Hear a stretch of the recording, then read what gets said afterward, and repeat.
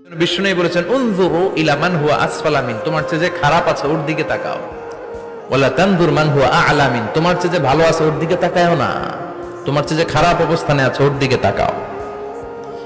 অনেকে নিজের অবস্থান নিয়ে সুখী না, এরকম আছে না নাই?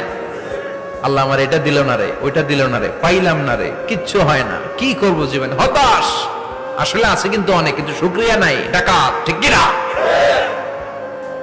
নিজের অবস্থান নিয়ে সুখী না, কিন্তু অনেক লোক আছে তারা আপনার অবস্থানে পৌঁছতে চায়। তাদের দিকে তাকিয়ে দেখেন, আপনি যে অবস্থানে আছেন এই অবস্থানে পৌঁছাটা অনেকের কাছে স্বপ্ন।